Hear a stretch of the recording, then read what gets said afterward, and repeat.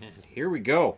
I'm doing the preview tonight, and I'm doing it during the intermission between periods 2 and 3 between Colorado and San Jose. It doesn't look like it's going to go to overtime, but they never do until they do. Today's earlier game between Carolina and the Islanders, it really looked like it was going to overtime with about 55 minutes left.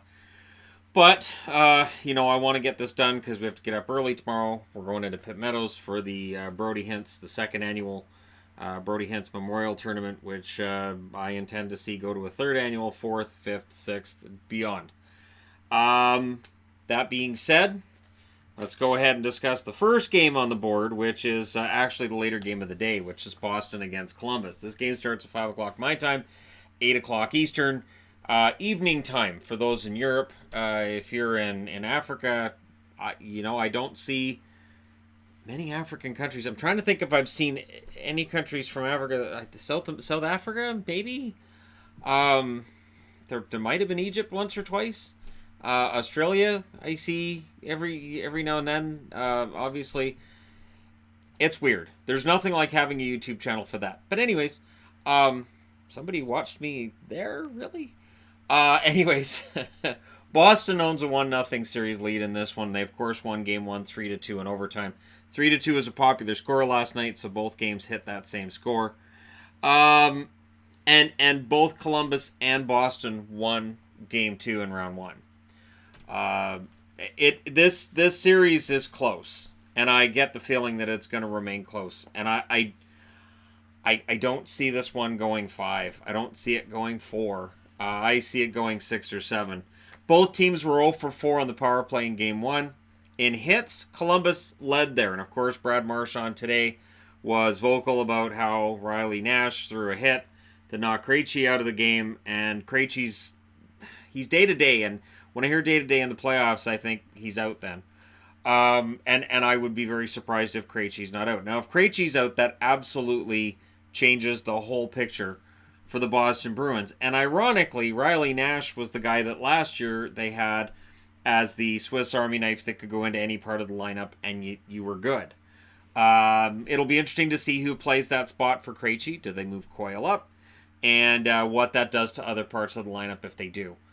Coyle, of course, had 2 goals in that last game. So, any big changes to the lineup, I don't know. We'll see. There are a lot of good young kids in the Boston system, which will make people who don't like Boston angry. But there are, and we'll see if any of them get a shot at one of these spots in tomorrow's game. Now, in giveaways, Columbus led there as well, 8-4. And the giveaways really hurt them early on and gave Boston that momentum. They won it back. Those 13 seconds with the 2 goals definitely helped. Dubois had 5 shots. And DeBrusk and Krug both had 5 shots to lead the way for the Boston Bruins. Dubinsky had a goal on 2 shots on net. Dubois had 5 shots. He had 1 goal out of those 5 shots. Charlie Coyle only had 2 shots. He made them count. They were both goals. And Noel Acciari had 2 shots and 1 goal. Standing out, of course, for Boston is that their number 1 line, not a factor. Whether it's Bergeron, whether it's Pasternak's kind of forgotten that he got moved off that first line. And I'm starting to agree with people who think there's something going on with Pastrnak that's beyond just a slump. I think he's playing hurt. I think Paster's playing hurt. And I think we'll find out what's going on with him when the playoffs are done, whenever Boston's out, whether it's round 2, 3, whenever. And it's going to be interesting because that does change the matchups as well. Does John Tortorella have an easier time with Boston without Krejci? Absolutely. Does the fact that Pasta's not playing well help him as well? Absolutely. In goal, Bobrovsky, 34 saves on 34 shots. He was excellent in the first game. Rask was pretty solid as well, 20 saves on 22 shots. Both goaltenders playing well. Special teams weren't a factor in game 1. We'll see if they are in game 2. And of course, Columbus' special teams were excellent in the first round, but Columbus during the regular season, their power play had its struggles, and we'll see. So again, I expect a close game tomorrow. If Boston goes up 2-0, that should signal that the series is definitely in their favor. because even if you go to Columbus and lose 2, you just have to make sure you don't lose at home. Columbus gets that win tomorrow, all bets are off. And again, it's a lot of it's going to depend on the goaltending, and if Bobrovsky can steal one, and he absolutely can, Columbus fans might have a lot to celebrate tomorrow night. Absolutely could. But yeah, so there's that. And the second game, which is actually the first game, so at noon my time, 3 o'clock Eastern, about 10 o'clock in Europe, and then everywhere else in the world, I'm going to start giving Greenwich Mean Time. Anyways, St. Louis is up 1-0 in this one. This is absolutely the most important game of the year for Dallas. I know it's a cliche. I realize it's a cliche, but it is.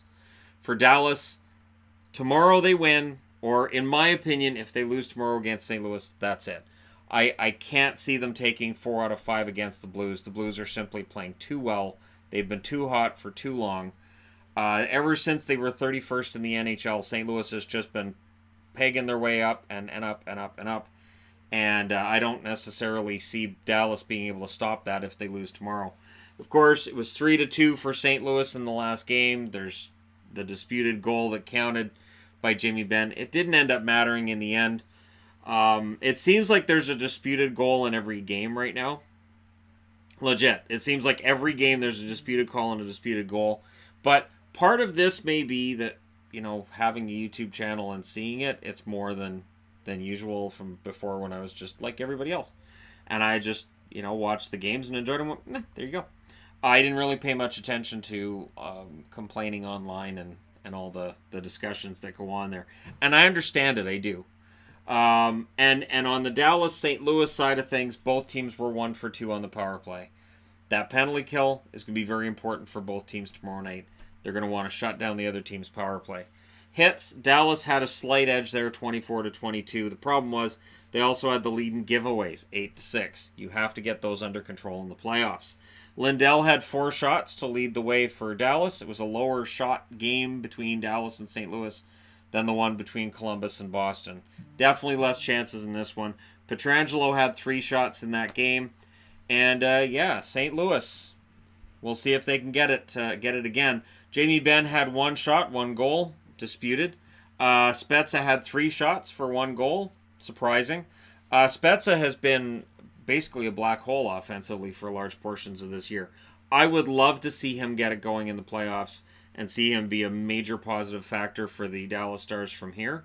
I'm not sure that he has it, but hey, we've seen stranger things when it comes to veterans in the playoffs, right?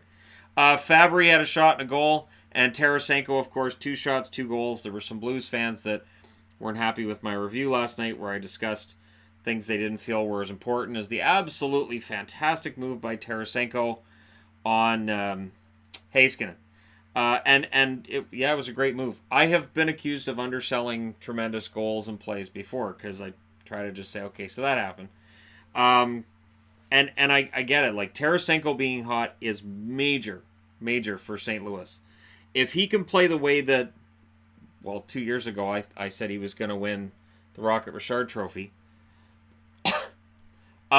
If he can play like that, absolutely one of the best goal scorers in the National Hockey League, and he can lead St. Louis past Dallas.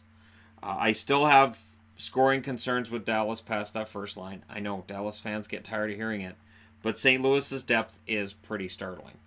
And if Fabry's going and if Tarasenko is on fire, this is going to be tough, especially with Bishop allowing soft goals here and there. And it feels terrible to say a bad thing about the guy who's nominated for the Vezina, has had a great season. Injuries in and amongst that, of course.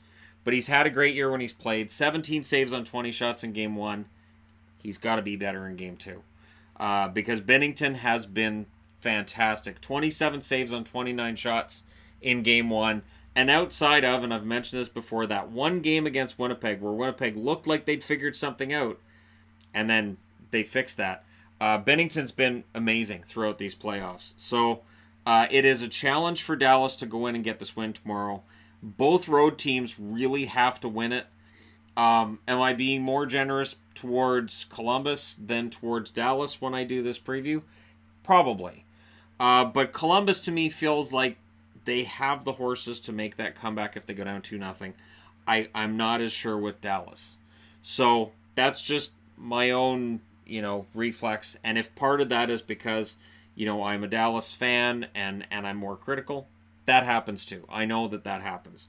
I've been aware of that for a long time. But that's sort of something that comes with years and years and years. It's sort of like when a parent is tougher on their kid than they would be on somebody else's kid, and I know it sucks, and I wish I didn't do that, but I do. So we'll see what happens tomorrow. Can Dallas even up the series? Can Columbus even up the series? Or can Boston and St. Louis keep full and total control and home ice advantage in the second round? They have home ice after that first game. They need to win that second. Let me know what you guys think in the comment section below as always. Don't forget to hit like and subscribe. If you're browsing your way through, you just happened upon this video. And hey, thank you guys so much for watching. I'll talk to you again soon.